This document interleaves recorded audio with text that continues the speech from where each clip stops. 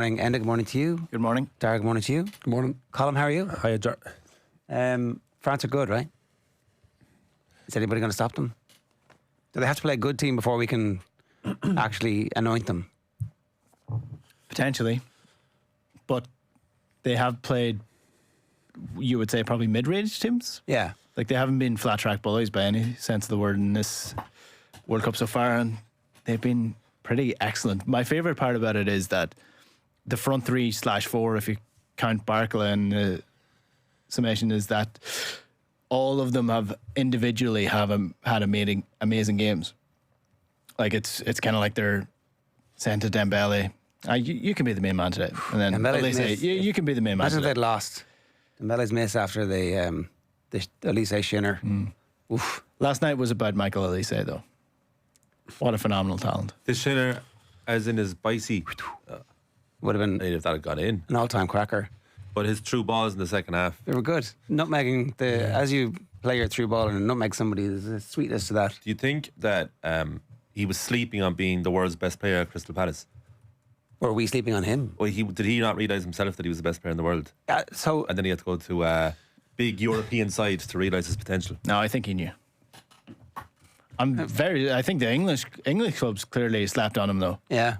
What were they thinking? Well, he was injury prone for ages. Yeah, they never got Olise and Mbappe on the pitch together. Yeah, And they had a 10-game run, and they basically went from 17th in the table to 9th.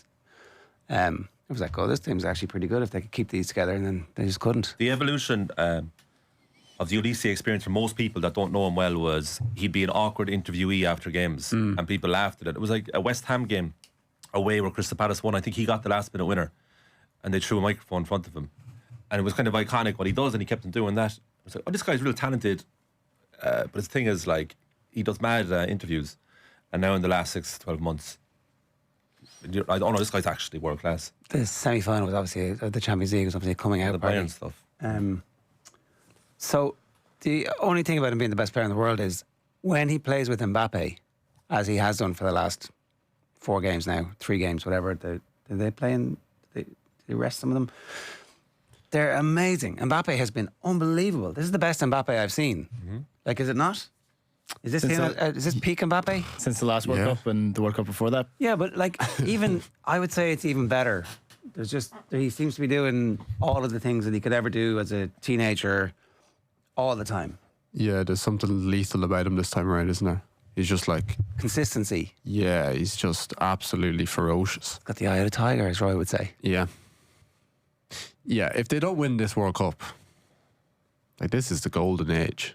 And they've had a few, but this is... It feels like this is the peak, right? Yeah, this is ridiculous. I still think the central midfield is imbalanced with just the 2 lads, and it's like a 4-2-4, really, they're playing.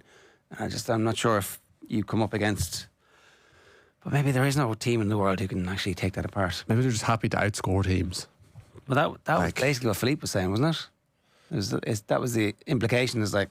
He's not hot on the defence, and to a lesser extent the midfield, but like, who has a good defence at the World Cup? Yeah, it's a trend, isn't it? Thought of the Mbappe celebration where he ran to Didier Deschamps. Yeah, Nice. yeah. And also probably dispelling some rumours that maybe they're not the happiest camp in the world. Maybe we're victims of... It was a little bit, yeah. Well, so that's your cynics. He's still nice, though. Man just died and he's being kind. Didier, just, if you score today, just come up to me. Or you think it was under Give me a hug. instruction? Yeah, just a little nudge before the game. For the cameras. I do Didier like wouldn't have done it himself. He would have got one of his underlings to say, here, listen, whenever Mbappe scores today, tell him he has to come and celebrate with me. I'll be standing there waiting with my arms open. It is one of those things you see at the World Cup, and I'm absolutely all for it, is that no matter what goal is scored, as long as it's not a consolation goal that you're scoring in a losing game, if you score a goal of any significance at all, the entire bench empties and everyone celebrates. A lot of empty benches, which is just a little bit like, the Gakpo thing was so emotional for him, and obviously he collapsed and everybody wanted to be with him, but there was so long left in the game that you kind of feel like maybe the sub should get off the pitch. I like it. We don't get it. We never get this. It happens once every 4 years. Let them do it. That's how football should be. What if you lose? Club football is lacking passion. Except in the stands where everybody hates each other. Yeah. And online where it's all toxic. Toxic passion. That's good to see. I like it. The France forward line, though, are we witnessing, like, in real life action here, historical Brazil 1970. Brazil 1970, Brazil 1958. 98, 2002, like that level of like stardom that are performing at the top level And fully fit. and fully fit, and also doing it in the major tournament, where we're going to be looking back in 15, 20 years, 30 years, 50 years and saying, God, that France 26 team, Yeah. phenomenal stuff. Yeah. I Like, we have potentially 3 Ballon d'Or winners in that front three. Barkla, if he hits the heights that couple of are future ones. expecting, won't be far off that as well. So like, I mean, that is historical stuff. They've Paris Saint-Germain, Bayern Munich, and Real Madrid. Real Madrid as the front three. So it's well represented. It's the best. They're going to have to capitulate themselves if they're not going to win this World Cup. There's nobody better than them. They're playing against Morocco, who are potentially playing against Morocco, I should say. Paraguay next. Shouldn't write off Paraguay or Canada in either of those games. So, but the likelihood is they'll play That's Morocco. how Jesse Marsh beats Morocco. Whoa. His I head don't will know. explode. That'll be a great game. And they're actually all at watchable times for us. They're playing on the 4th of July, which is Saturday, against Paraguay at 10 o'clock our time. And if they win that, they're scheduled to play next Thursday at 9 o'clock for the quarterfinal. They've dispelled the kind of narrative, though, that they wouldn't be able to play it together, I think, at this point as well, haven't they? Yes. Yeah. They are sacrificing for each other. Like Olise for Bayern, I don't know the stats of the shots, but it feels like he's a bit more selfish for Bayern, but he's happy enough to play a facilitator role for Mbappe and the rest of the boys. He's the world's elite facilitator. Yeah. Elise. And also He's one of the carved that best, for himself. sole attackers at the same time. Yeah, I wish that scissors went in for him. Yeah, I would have loved to see how that hit the net, because it was like quite a low trajectory towards the end. Yeah, that's your Rio Ferdinand, Ballon d'Or. You get it. And he's exceptional. And yeah, Mbappe just motivated. I went into this tournament thinking the big lads would take or leave it for a while for a couple of games, and Mbappe would have been front and centre of that thought. It's the opposite. It's good because they all burst out of the trap, so they all want to beat each other. There's also the ego of it. So Yeah. Messi's on top of that at the moment. So Messi has 6 goals, right? Yep. Mbappe has 5, as does Erling Haaland. He scored his 60th goal last night for Norway in their win against Ivory Coast. Off the heel. 53 games. It was the worst finish he potentially might ever He have was in his like, career. oh, Jesus, did I miss that? Yeah. And the dad's head in his hands going, oh. Jesus, they went to Alfie a lot, didn't they? Yeah. My favorite part is like it kept cutting to Erling Haaland after the goal, and he was just kind of like giggling to himself, and he just had this weird smirk on his Yeah, face. Like, wow. He was Terry, nearly yeah. overcoming emotion afterwards. So Norway have this class celebration, which Wayne Rooney was all over. To the surprise of the rest of his studio, thinking that he could be a no-nonsense celebrated guy. He loved it.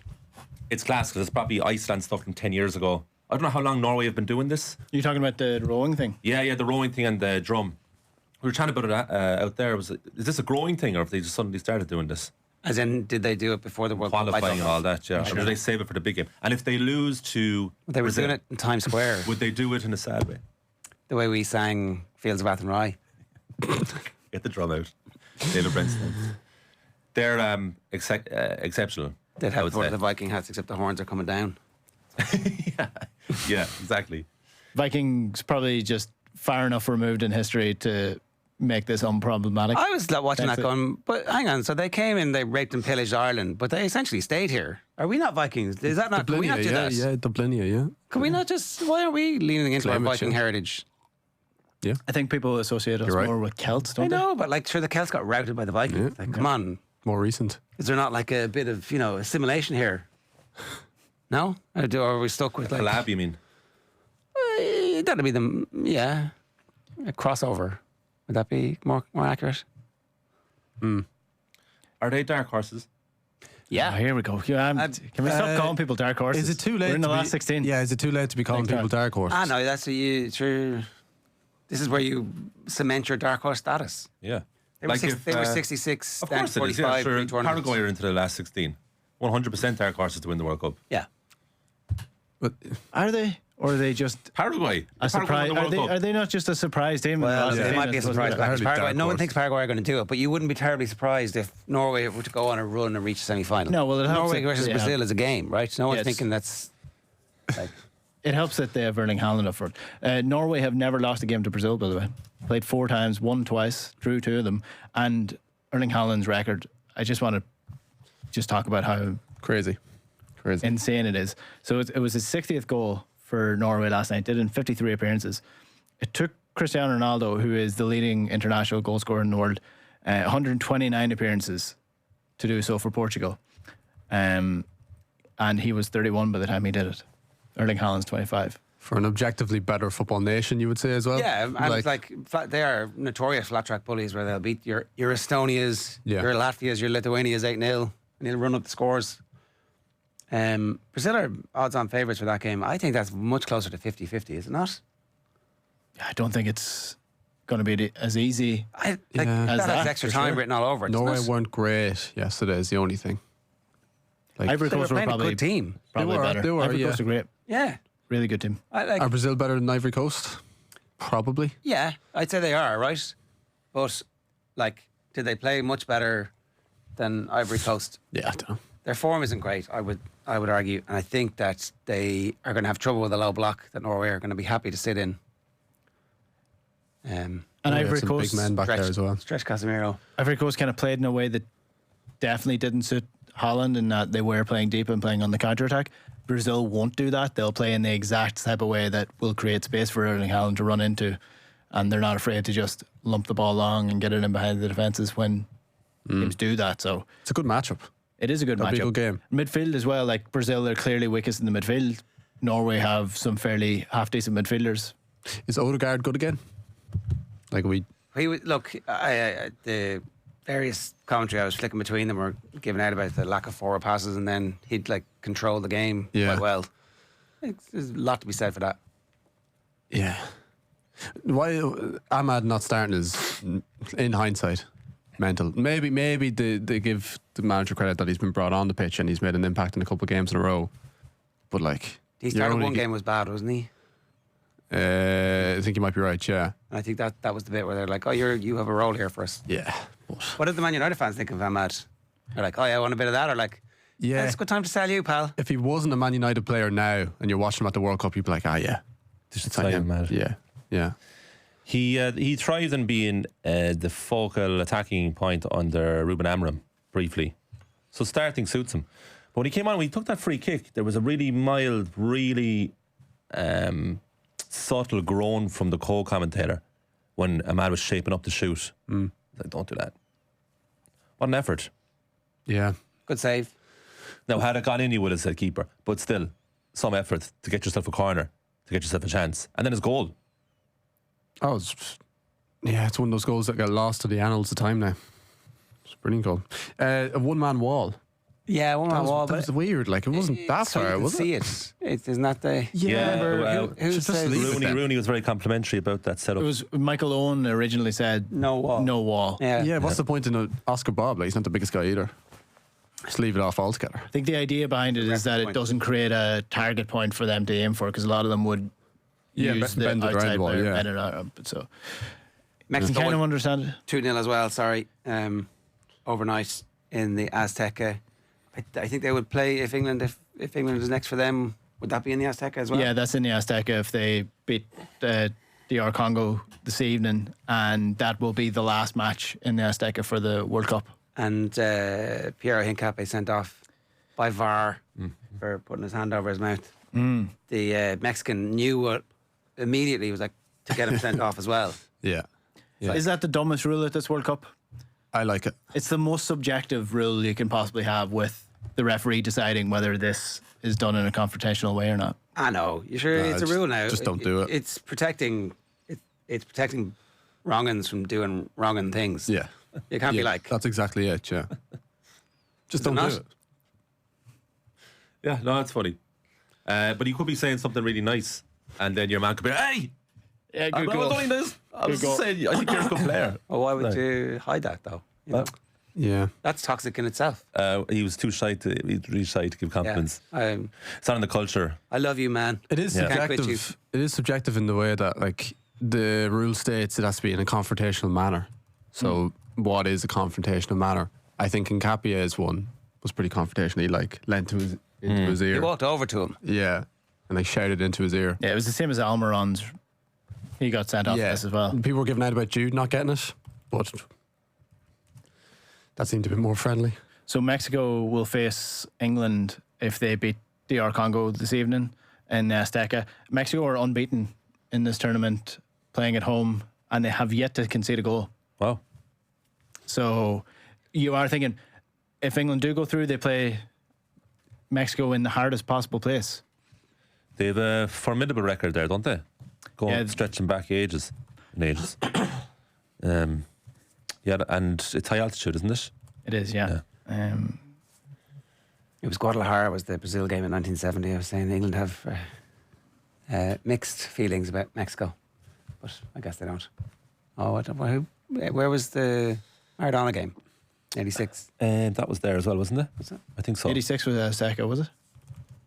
Yeah, it was. Yeah, it was, because they were talking about that at the tournament opener Yeah, it was against South Africa. It was the first game that everyone apparently watched. The Aztec. It's the same as the Carlos Alberto Pele game. That was also the Aztec. Yeah, it's the same. Yeah, because they were talking about that in the opening game about, like, that's where Pele laid it off for Alberto for the demolition of Italy.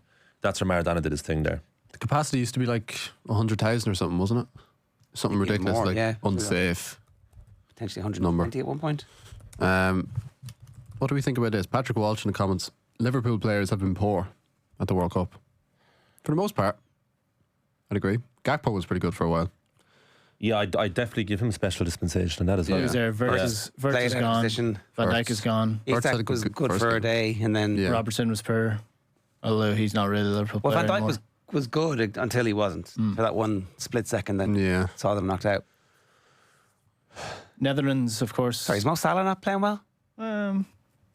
Honestly, I couldn't tell you. I don't know if I've seen a single second of Egypt so far. I've just seen their highlights, and he's been scoring and creating, and he's tipping away nicely. Yeah. And he's about to burst into life or go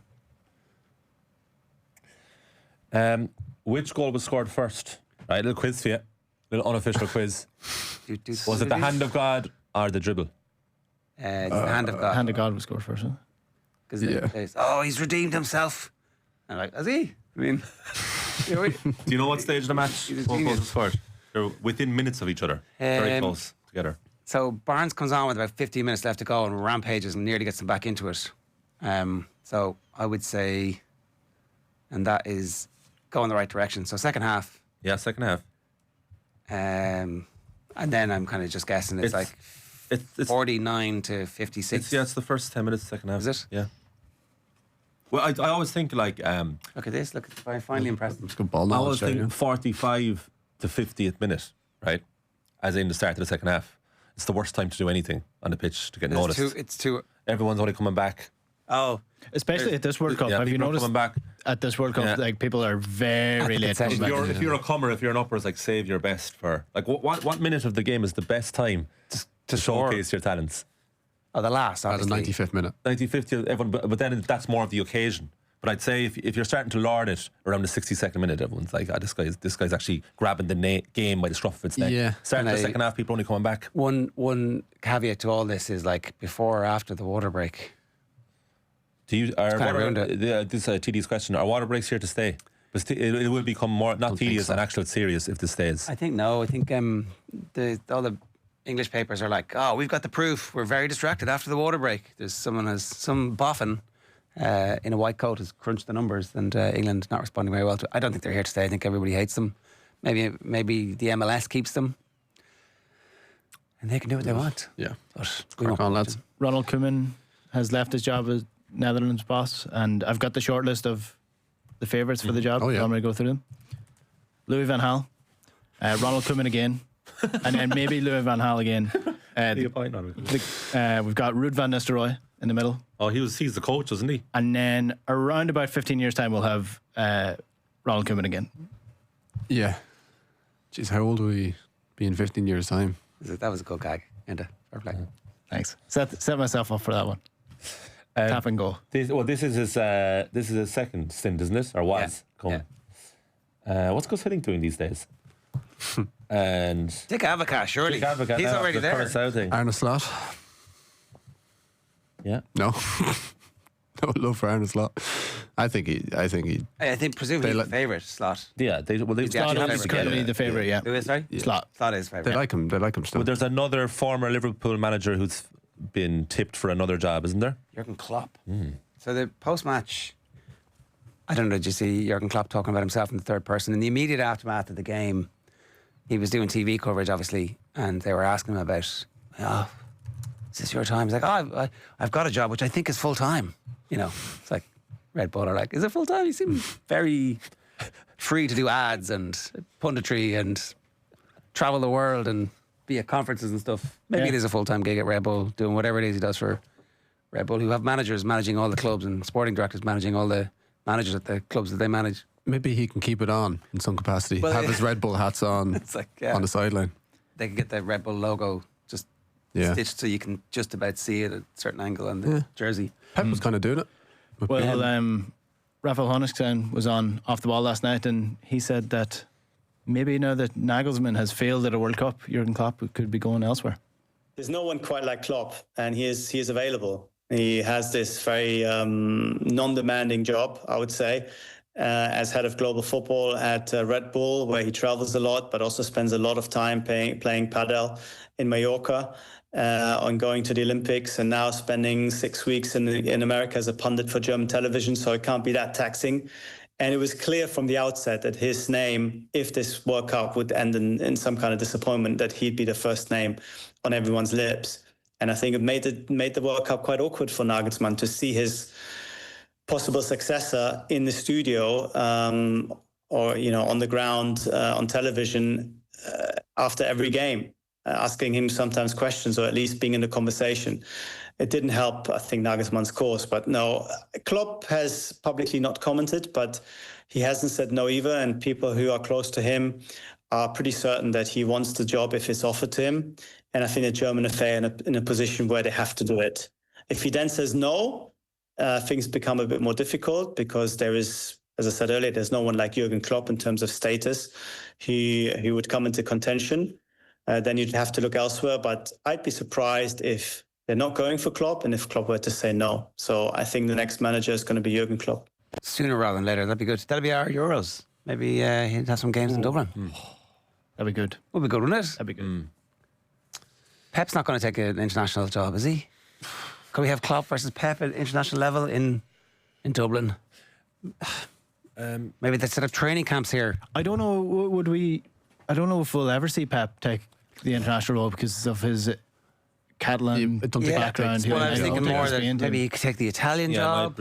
I think You know, he wants Brazil was sometimes say obviously the one wants he's the been Brazil linked with job, most. yeah. But you might not see him again in management. This is it's very much a few weeks after the point, right? But I did feel that Pep Guardiola left with kind of relatively low enough noise made about it. I think we've known about it for so long. Yeah, but it was confirmed in the penultimate game of the season. Yeah. Now, I think the day he announced his departure was the day that Arsenal won the league and the day that Southampton got kicked out of the playoffs. It was just news heavy. But it just felt like it was very subtle considering his 10 years of what he did there. Maybe it's more about people's attitude towards Manchester City. But even now it feels like, oh yeah, Pep's gone. He's not going to be coming back next season. I do wonder where his place in football is going to be. Will he become a class pundit? Because he took that sabbatical for a year in New York between Barcelona and Bayern. He has that side to him. He has another side that he likes to enjoy his life. And he's incredibly intense about football. Yeah. You can see Pep becoming an actor. I think anybody who has done a deep dive on the likes of Cruyff, if you've ever gone on YouTube and just searched some of it, he was very fond in his post-management career of just going on TV and just doing lectures almost of tactics. I do wonder if we'll see that with Pep. Will he see him on Monday Night Football just going on and doing like a 40-minute lecture without Jamie Carragher saying a word and then just leaving again? Jose did that, you know. Jose Mourinho briefly was on Sky a few times between jobs, and it was the one time you'd have like Roy Keane quiet and Jamie Carragher, like you say, Thierry Henry, or whoever else was in the studio with them, and they were just listening to this guy talk. But he was probably holding back about 20 to 30% of what he really wanted to say because he wanted to get back into football.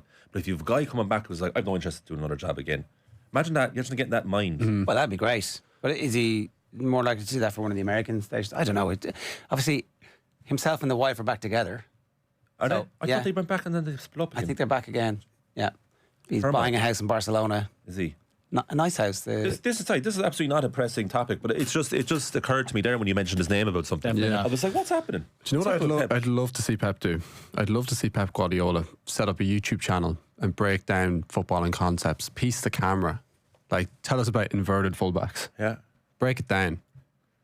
I mean, that would be a good thing for Sky or whoever to do because he needs the rights to broadcast to clip the game. Yeah, you'd have YouTube. Maybe on. maybe he'd start off with Striking really Pep then. badly Copyright strike. curated images with This video cannot be Microsoft monetized. He built that image. We do have a couple of World Cup games coming up this evening. England against DR Congo, Belgium against Senegal, and USA against Bosnia, which means that we're going to hear this banger a couple of times. I'm from Bosnia, take me to America. I really want to see Statue of Liberty. I can no longer wait, take me to United States. Take me to Golden Gate, I will assimilate. Tune. It is. Who is this? So, Sorry, it's a closed don't ask tab, but I questions you have don't know it. the answer to. No, I have it here. It is a... Where'd it go? I lost it. Hang on. I think that's been around. I have heard that before. I think It that's is been around by for a good while. the Buzo Collective. I am from Bosnia. Take me to America. And the official video, which we cannot play if we want to start fading this down so we don't get pinged with copyright. The official video has this bizarre, sort of. They take out World Cup cards and the singers are all the players on the cards and the fish start moving superimposed on top of them. It's all fantastic stuff. This The Bosnians were 2011 playing this satirical on. song. Yeah, it's a really old song, Yeah. but they were playing this on the Miami Beach and in LA and everything, and it was getting the crowds going. We're just jealous, aren't we? This is It's such FOMO. They're missing a trick. It should be their national anthem. Can you imagine them trying to stand there stoically? the national anthem has no words, so they could easily just go, "Oh, we don't like that anymore." Was that, Something was new. that Malta match there a few years ago where the stadium announcer he pressed the button for the Maltese national anthem, but it was the first second of Linkin Park. Yeah, I've seen that. You could do their national anthem, yeah, and then you could do your Ireland's Call. That's the Their second Ireland's song. call, yeah. Perfect. Yeah, we've Just do it. decided. Sorry. Well, for obvious reasons, like the Balkans and the Eastern Like a European zombie nations, they attack. all have the saddest national anthems ever. Like, it would bring you to tears. I don't know how any of them get up for a match after some of their national anthems. But I do think Bosnia have a good chance against USA. Pochettino saying this is the World Cup final. I mean, it's the World Cup round of 32, but USA have been decent, but Bosnia have been a tough cookie to crack for a lot of teams at this World Yeah. Cup. USA are my. Can I call them dark horses? Yeah, Yeah, they're yeah, dark yeah, horses. they're not They're good my enough dark to- horses. Yeah, 100%. I think they're actually a quality team. Yeah, they're good. They That's are the thing. they are a like, proper they're football kinda team. good. On the topic of jerseys, there, Carlino has brought it up, right? I bought a DR Congo jersey in anticipation. Today, that's 5 o'clock Irish time. You bought a Congo jersey. No, Carlino did. Oh, Carlino. I'm reading out the work of Carlino, who's based, I think, in the Philippines. I was asked there by Shifted Edge to rank the top 5 jerseys. I'd have to really kind of look again properly. But I like America's. I like America's home one. There's a not lot bad. going on with it. I like it. And the Norwegian one with also the Norwegian full flag. Yeah, there was really aesthetically pleasing game there a while ago. Oh, Portugal, DR Congo was beautiful. Beautiful colour contrast. The Germany one is obviously. Jerry, yeah, I like That's the peak one. They have it nailed. That's the peak one. There was an away jersey there I saw a few. I love that Class. everyone's just in agreement that that's just their jersey from now until eternity. Yeah. Because you just Why can't change top it? it. So DR Congo used to have a jersey made by O'Neill's. A vague recollection of that. Yeah. I think it's Umbro now, though. Unfortunate. And it's dropped in quality, I would say. Panama were Reebok. I don't see much Reebok anymore. Underused.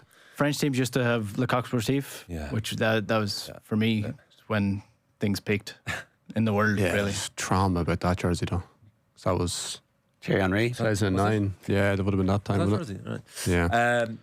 That away jersey will come to me. There was one there in the group stages. I was like, that is gorgeous, and I'd wear it anywhere. It'll come to me, possibly in the middle of the night, or possibly later in this show. Stay tuned. 8 a.m. Wimbledon is Wimbledon. up and flying. We had a fantastic game yesterday. I don't know if you caught it. It was Alexander Blocks against Alexander Zverev, who is French Open champion. And the rest. Yeah. 21-year-old Alexander Blocks. Blockx. That's how you spell his just name. in case you weren't sure. But it was his Wimbledon debut, and he went toe to toe. It was practically going game by game.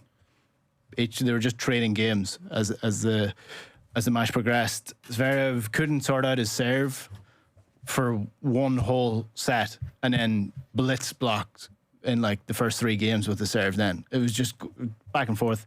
Eventually, Zverev comes out on top, but it was one of those games that I kept on the big screen while the start of Ivory Coast and Norway kicked off, so that's how good it was. Yeah, it's pretty good. It's the one Grand Slam he's not too good at, Wimbledon. He's never gone beyond the 4th round. He's always got the have final that. of everything else. It's funny how all of the match reports, there's always a report about the crowd. The crowd were, they said ambivalent, I think was what the Telegraph said. If it wasn't the Telegraph, excuse me, I've left the papers outside, but because obviously he continues to deny the accusations of domestic abuse, but like the crowd seemed to get behind him eventually in Paris, and there's the cloying situation of the post-match interview where there's a smiling interviewer going, "Oh, how's it all going?" I'm like, "Come on." Yeah. Yeah, they're like, I don't know if he talked about it during Roland Garros when he got to the final and won it, but there's definitely a mixed reaction in the crowd. Like, he has a huge following, both in person and online. People And from the tennis community. and his fellow players largely seem to be really supportive of him. Now, there is a custom in tennis, like a lot of sports, if you say like the losing finalist had to speak about him in glowing terms, and that's prevalent enough when it comes to Zverev. It's prevalent about the dopers as well. Do you know? It's like, oh, these dopers are being really badly treated. Yeah. It's like, And well, there's a cohort of people out there. Whether I suppose I'm saying they're not. I'm not comparing them, and I'm saying that it doesn't like professional or unprofessional that would defend. They play the game. Zverev to the point that if you criticise Zverev, they'll come after you. So he has defenders for sure. I don't know if you saw the L'Equipe thing after Roland Garros, like for the last, I think, 25 years or 20 years maybe. That's right, yeah. Posted the winner on the front page the morning after. They didn't do that for Zverev. Yeah. It was interesting. The big one last night, Serena's come back, 44 years old. It's only been 4 years, actually. I thought it was longer. Is that right, yeah? Yeah, so she retired at the US Open in 2022. She last played Wimbledon 4 years, same year. Lost in the first round. So lost the last 3 times in the first round. Obviously, this is her first match in 4 years. She played against this player, Maya Joint, who's American raised but Australian. Flag. He's on a 12 and lives in Melbourne. 12-game losing streak. Yeah, which John McEnroe said ad nauseum. She hasn't won one since mid-January. Now, she has back injury as well. She's missed a lot of time. And she had the flu. She won Eastbourne last year, which is one of the warm-up tournaments for Wimbledon. So she could grasp only 20. Only 20 years old. Like Serena Williams, it's not just that she could be her mother. It wouldn't even be a disaster if she was her mother. She would be mid-20s mother. Do you know what age she was when Serena won her first major? Well, she wouldn't have been nearly alive. She was born 7 years later. Okay. Yeah. Yeah. So I did, and the stat to go with that is Serena had won 7 of her 23 slams by the time Maya Joint was born. She was just a star in the sky. Exactly. And look, she did all right. I when they were warming up, I was watching. I was like, she could get hammered here. She really could. Like, she shouldn't be at the tournament, right? Though it's crazy. like, she shouldn't have gotten the. She World saved the match point in the second set, so it went to a final set. I have so much time. outrageous. I have so much time for it. Like, She's the greatest player of all time. Get out of here. 100% allowed to play. Come on. it's a wild card. Like, Who cares? What's the point? Oh, some no mark. Like the world 454th player didn't get in. Serena's playing. Come on, we were all watching it. I think everyone would have been fine with it, and now there's a bit of backlash because she didn't she didn't do any media duties afterwards. Okay, her handshake. Devastated, you know. Handshake was pretty cold. Yeah, I thought she'd be a bit kinder. She still doesn't like losing. She's a bit like Tiger Woods. Like just. Totally. I get can't the get used to competitive it. side because Don't let Tiger beforehand. Woods play again. He's taking the place of some amateur who could have qualified. Come on. You don't honestly believe that she shouldn't have played? Look, I don't care too much about tennis to get too aggrieved by it, but I genuinely don't think that she what outside of Well, we were all How watching. long do we wait before she's no longer qualified for a wild card? Like, Well, like if she's 60 years old and decides she wants to play, do we just give her a wild card? if I'm the US Open, I'm straight on to her this morning going, here, listen, come on, you can do it. One last tour of the battlefield of Flushing Meadows. Yeah. Come on. I think she lives in New York with the. I mean, does from she? from a draw perspective, obviously, Yeah. but I don't know. Hashtag narrative. Spare a thought for poor Dan Evans there. He didn't get his wild card. He's a long-time British player. Kind of perennial third, fourth round guy. All right. Decent. He asked for one. They want to give it to him. Yeah. Serena, I don't think most people had no problem with it until she didn't do her media duties afterwards. Then people are a bit annoyed. It's like, we gave you this wild card. Now you're just gone because you lost to this kid. So you gone off in a huff. As you say, the handshake was actually quite cold. I thought it'd be warmer, the handshake, because before the match she was quite nice. Yeah, And then she's never afterwards- handshake. She's never been warm in defeat, has she? No, she would do this never. kind of corporate smile. Yeah, exactly. The fake. Yeah, do you know But what she didn't she's even do doing that. that though? Is because when she doesn't smile, she's also criticised. So when she smiles, people give out look, better. So you're- she can't. I win, know, but like. it was What more. is she supposed to I do? wouldn't be. I wasn't even looking at the smile or the non-smile. It was more the body language of it. Anyway, look, she lost, and she saved the Played match well point. apart. She saved the match point in the second set. second So this set- could have been a straight set second set thing. was epic. Yeah, it was. The end of the second set was. It was so good. It coincided with the start, or the end of. Was it the end of the 6 o'clock game? I was on at 6 o'clock. Out of The Ivory Coast. Ivory Norway Coast, yeah, game. Ivory Coast. I think it coincided with that anyway. And I was staying watching the Serena game, so it was quite captivating. But in turn, you asked me there before, is she going to go again? Nobody knows because she's not talking. Yeah. She's not talking. Now she is playing the doubles with her sister. Tomorrow. Yeah. Pretty great. Yeah. On that side, saying yesterday she won the Australian Open pregnant. She actually played Venus in the final, Yeah, I only heard them say that last night. and as well. Venus knew she was pregnant. That is She took it crazy. easy on her. That's original experience. That's never happened. I don't think so. Yeah. Serena's obviously not the star of women's tennis anymore, but Arena Sabalenka. Oh yeah, Yes. yeah. You were saying this, yeah. Yeah, so she played against 18-year-old Todora Kostovic from Croatia yesterday. And before the match, Kostovic was talking about how she was looking forward to this game, but also a little bit, I can take her. She said, let's see if she can deal with my power, said Kostovic before the game. Of course I can beat her. I can beat anybody when I'm in my zone. Sabalenka went on to give her a little bit of a schooling, 6-2, 6-3 in the match. And after it, in the press conference, Sabalenka, not sure she was having any of Kostovic. No, I think she said that she want to see if I can handle her power. So scary. It's good that she has that self-belief. It's a good thing to have. I'm not really watching, to be honest, my opponent's quads because sometimes, quads get be very tricky and sometimes they can be taken out of the context. So I'm not really trying to separate myself from that side of the game, Ivan Drago there. I like it. So And to the get spray the fuel. full sort of feel for that, I'd recommend people go watch it because she's got this shit-eating grin on her face the entire way through. Well, and she also has a chip on her shoulder when it comes to Wimbledon. She's never been to the final, and she's the best player in the world. Never been to the final of Wimbledon. She's won 4 slams, but they've all been a hard court. She can't do it at the French Open, can't do it at Wimbledon. She lost the French Open spectacularly this year. Yeah. Threw it away. Is there an element of she's underachieving? I know. She's won 4 slams. She's like Naomi Osaka was 5 years ago. Osaka used to win all the hard court slams. Couldn't do it elsewhere. It's really specific. They only play it for a tiny portion of the year. It's a specialist thing. So I understand that she's a bit annoyed. She's embarrassed about the French Open and she hasn't won Wimbledon. And she has this kid saying, watch out for my power. Osaka's won 4. She's won 4. Yeah. You'd say she has the game to have won 8, wouldn't you? Definitely. It's the head. And post for the last 4 years and for the previous few years, it wasn't peak Serena at all. So No, but it looked like Osaka was going to be this new Serena. but And then it- Osaka ran into problems. Yeah, it is funny because Sabalenka's like you mentioned, it's her head. Like her head, she loses her head in a completely different way to, say, Osaka does. Like Sabalenka just loses the plot with herself and loses concentration because she's getting too angry and getting too frustrated with what's going on. Whereas Osaka is there's this fragility about her, and she fell off. So you do wonder if the roles were reversed with the same talent, what Osaka would have done with Sabalenka's confidence and what Sabalenka would have achieved with maybe Osaka's humility. Yeah. alternate universe. There's one last thing we want to talk about. Yeah, so the press conference yesterday for the Katy Taylor fight, so it was the undercard.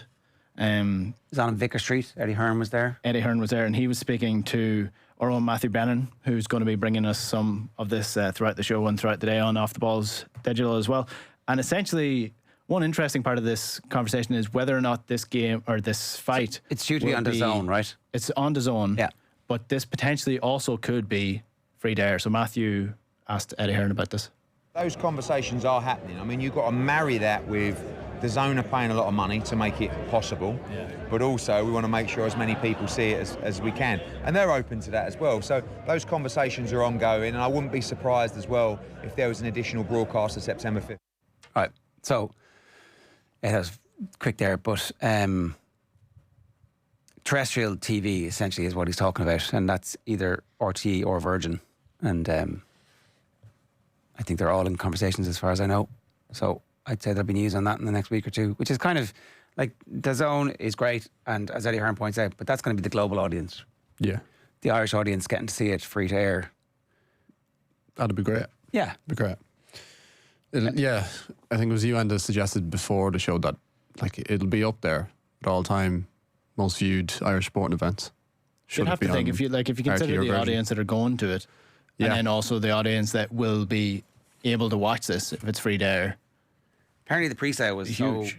So rabid that they felt that they could have sold 3 times. That's the, everybody always says that, but actually this time they're like, no, the stats show that this would be if this was a musician and they had the venue and they could book it for another 2 nights, they'd be like, the pre-sale suggested that we'd been selling that 3 times over. So, they would have sold out the old Azteca. Yeah, 114,000 was at the England game, but I think there's even more in the 1970 World Cup than that.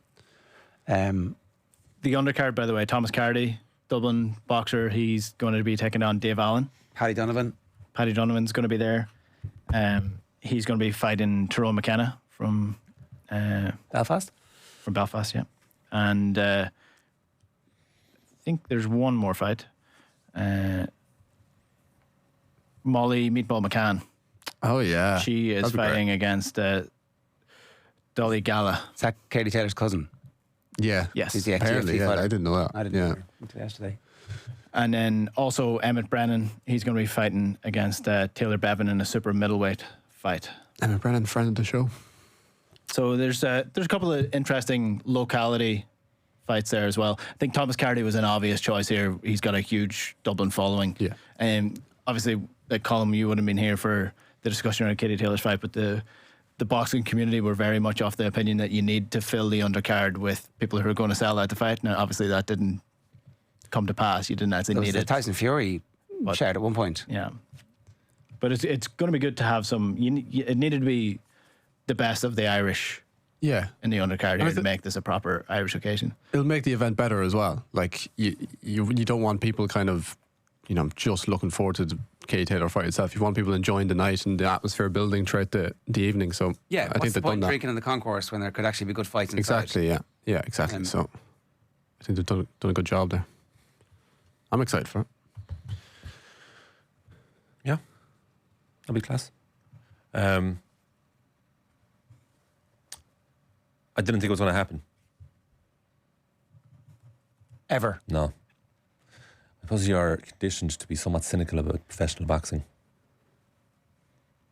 I didn't think it would. But I thought, like, a bit like, funny enough, with Pep, I thought about the last 5 seasons was going to be his last season. I thought the same for Katy Taylor's fights. I'm just going to call it a day now. Yeah, it's going to be excellent. I don't think she would have had one more fight if it wasn't this one. Has she said this is her last fight? Yeah. She has? Yeah. And she's never said that before, has she? No, she's never changed her mind. Everything is definitely, this is the last time. Now, maybe if she was to lose, there'd be a change of heart, but hopefully that's not going to happen. It's like, I think you were right to think it wasn't going to happen. It wasn't going to happen, I think, until Aiken got involved and seemed to quell the nerves of Croke Park for whatever those nerves were, because maybe they were financial, maybe they were security, maybe they were ticket sales, I don't know. But Aiken came in and suddenly the whole thing just happened the pre-sale happened and it was sold out in a day. You're like, well, those guys know, they know what they're doing. So, yeah. It all happened very fast as well. At least from our perspective, you know. But you wouldn't have blamed them or you wouldn't have blamed Katie if she had given up. She's been trying for years for this. Like. Yeah. But the persistence is not just in the ring, but it's outside of it too. We've seen it time and time again over the years. Yeah. All good. Are you excited about it, actually? Yeah. When is it? When's September 5th or 4th, he said. 5th. Yeah. September? Often good weather the first week of September. That's a great shout from you, yeah. Yeah. Because if it rains, It's All Ireland hurling final weekend traditionally. if it, you know, Saturday, All Ireland hurling final.